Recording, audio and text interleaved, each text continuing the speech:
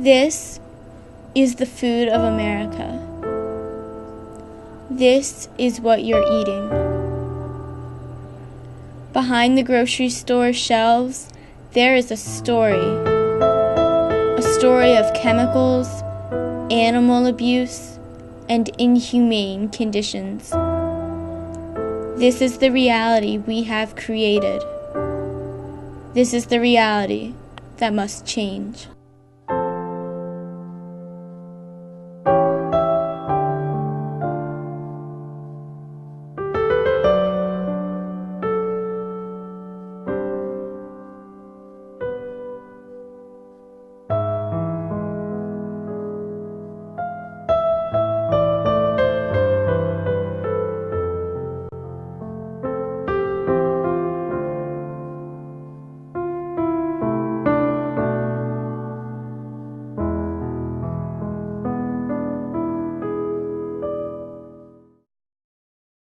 America's food system today is full of processed junk.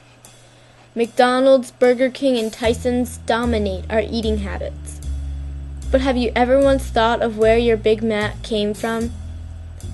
Did you know of the pesticides that poison us and our planet used in growing their products? Did you know of the inhumane conditions the animals you're eating came from? Did you know of the chemicals your cattle were pumped full of? The chemicals that you're in turn eating? Did you know of the sustainable farms trying to break this pattern of disgusting agriculture? And did you know of the giant industrial farms forcing them out of business? The USDA, or U.S. Department of Agriculture, encourages the growth of large, chemically dependent farming superpowers and stunts the progress of sustainable, eco-friendly, people-friendly farms. Joel Salatin, a libertarian environmentalist, beyond organic, sustainable farmer, is a leader in the movement to stop government control of food production. He avidly campaigns that the way the USDA runs our food industry hinders rather than helps our nation. Salatin is the proud owner of Polyface Farm, which encompasses all his beliefs on how a truly natural agricultural establishment should be run. First and foremost, at Polyface there are no secrets or closed doors like there are on most industrial farms. He believes that knowing where and how your food was grown is the first step to eating healthier and better. Knowledge creates understanding, creates responsible decision making, and the reason that the industrial system has no trespassing signs and veils of opaqueness and secrecy, it thrives on what you don't know. I can't tell you how many people I've run into all over the world. I had no idea. And that just shows the direct link between knowledge and action. We don't get upset about things we don't know about, and we don't make proper decisions about things we don't know about. And so it's that openness, that transparency, or in the E-age we can call it being open sourced. All right, that creates the accountability, which then creates the integrity of the system. At the end of the day, closed, secret systems, whether they're secret societies, political smoke-filled rooms, or whatever, those never create integrity in a system. If all the confinement animal operations had glass walls, we'd have a fundamentally different food system in the U.S., and I absolutely agree. Polyface defies the stereotypical commercial farming practices and embraces the model nature has already provided. I mean, we're different on a lot of scales. Philosophically, we view the farm and a food system as being fundamentally a biological thing, not a mechanical thing. And there's a big difference. Machines don't forgive. Machines don't heal. Biological systems heal, and they can forgive even if you abuse them. That means that we begin asking questions like, how do we create a habitat that allows the pig to fully express its pigness, or the tomato its tomatoness? rather than simply asking a mechanical question like, how can we grow this material faster, fatter, bigger, cheaper? And so the philosophical value system drives design, because what we see here is a manifestation of our philosophical value system.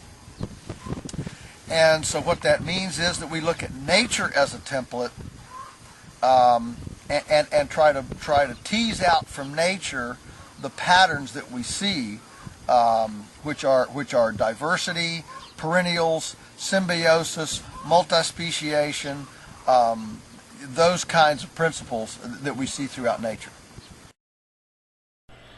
Salatin's principles are shown in action when USA Today tours Polyface Farm and shows us how his system is run.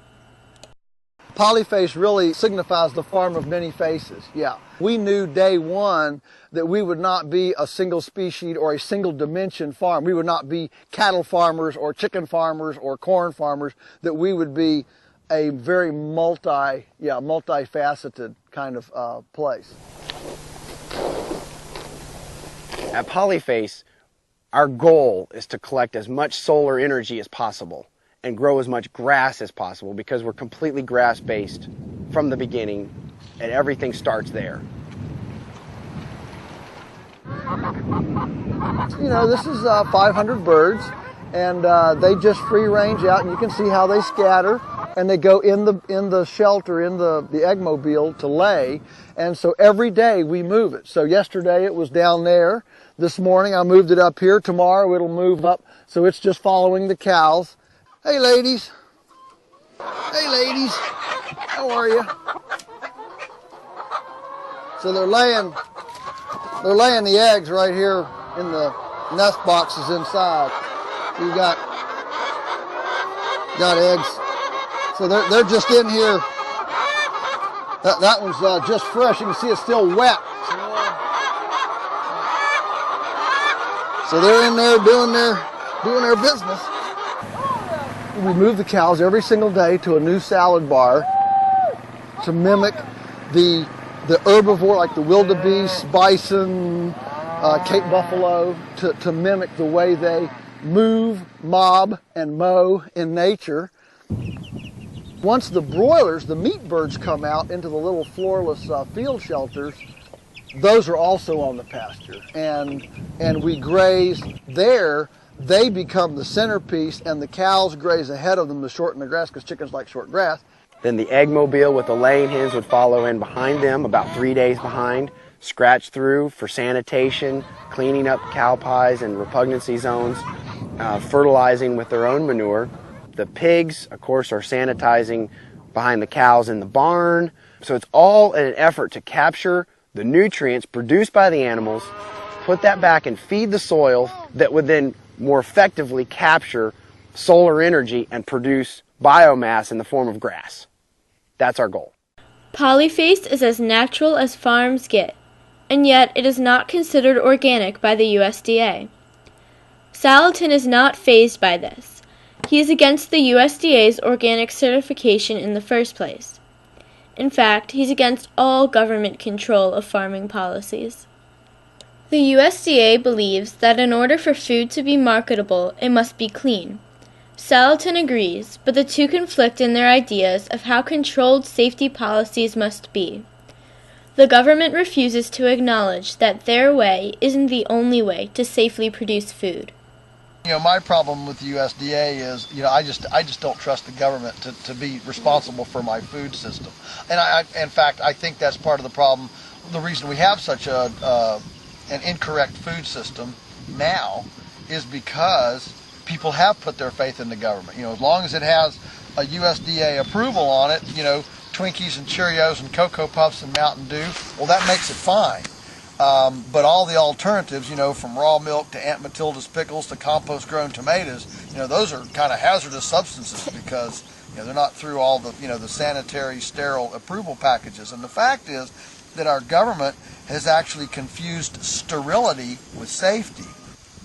They don't view, for example, a pasture system of livestock as being acceptable because it's open to the air they would rather encourage concentrated animal feeding operations where they can use chlorine and irradiation and sterilize everything. And our position is, why don't we keep it pathogen-free to start with? Salatin's issue with sanitation isn't his only with the government. Polyface began as a small farm, and throughout its growth, he's noticed the USDA's indifferentiation between large industrial farms and smaller organic ones. This is why it's so hard to thrive with a small establishment.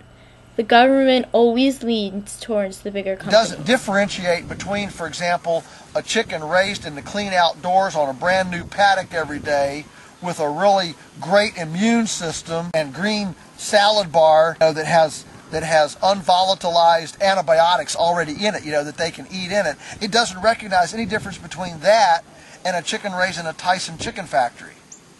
And what happens then is that the one-size-fits-all regulation becomes extremely prejudicial against the small producer. The organic licensing process has become compromised because it's become a political process. The big players get concessions and, oh, that's okay, that's fine. And little guys get, tromped on.